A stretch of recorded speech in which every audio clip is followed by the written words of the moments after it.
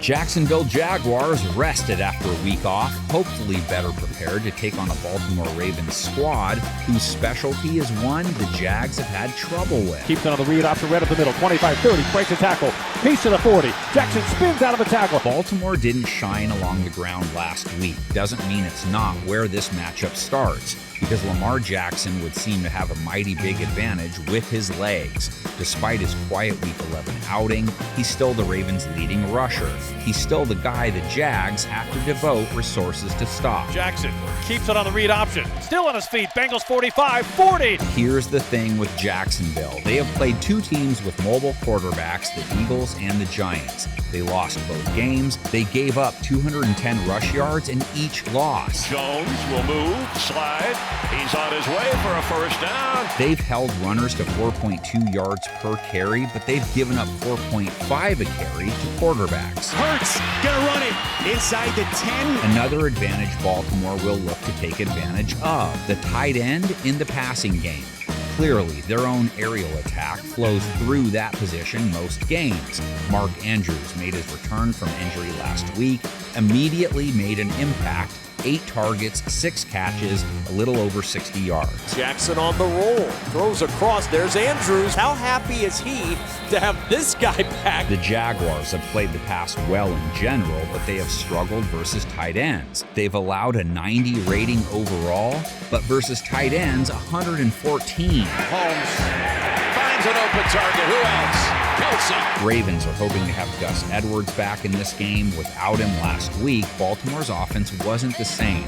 They were a 5.5 a run team heading into Week 11, only managed 3.8 yards per carry on 30 carries versus Carolina. Drake again, trying to get to the edge, and he will not. Jacksonville's own run game is key to this matchup, too. Their investment in ETNs has paid off. Smarter and wealthier people than me get that. Jags running back Travis's stock, though, is soaring. 5.5 yards per carry, 100-plus rush yard games in 3 of his last 4. ETN goes wide and then turns it upfield. There again, he slithers for about 9. Could be tough for ETN to make an impact against the Ravens. Baltimore held Carolina to 2.1 yards per carry on 17 runs last week. Roquan Smith has made a difference. Mayfield on the run, chased to the sidelines. Roquan Smith shoves him out of bounds. Jags' offense is one you'd consider balanced, though. Ravens have to focus on Trevor Lawrence as much as anyone.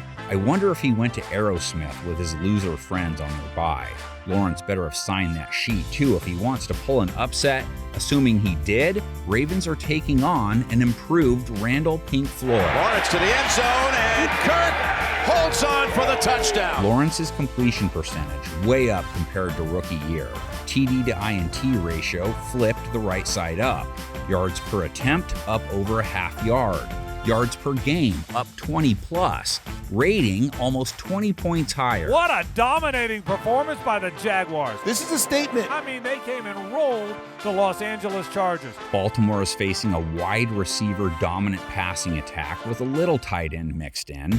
Evan Ingram has chipped in with about 35 yards per game, but wideouts Christian Kirk and Zay Jones, Lawrence's top 2 targets, each averaging over 5 receptions a game. Kirk, the big play man, leads the team with 7 touchdowns, 67 receiving yards per game. To the end zone, the ball is caught, and it's a touchdown by Christian Kirk. Ravens counter with a secondary that led them to their most recent win. Does it matter the QB they faced has performed better making commercials than throwing a football? Either way, picked off Baker Mayfield twice, no touchdowns allowed. T-Law facing a D that has held QBs to a sub-90 rating for the season. Rush 4 again, Mayfield looking over the end. Intercepted! Deflected and intercepted. Jason Pierre-Paul with the pick. Pressuring and planting Lawrence won't be easy for Baltimore. He's received pretty good pass protection in most games. Pressure rate faced mid-20s. Those trenches are key then, because Baltimore has one of the highest sack totals in the NFL, planted Mayfield 4 times. Baker Mayfield in some trouble, and down he goes! Jason Pierre-Paul! Based on how Baltimore struggled to beat Carolina and how sneaky dangerous Jacksonville has been, and how the year has gone for everyone, no way can anyone guarantee a Baltimore win. Not even We Hoopin'. But will any of you or anyone on our picks panel have the guts to take the Jags, MJD, or bandwagon Duval fan Adam Rank maybe?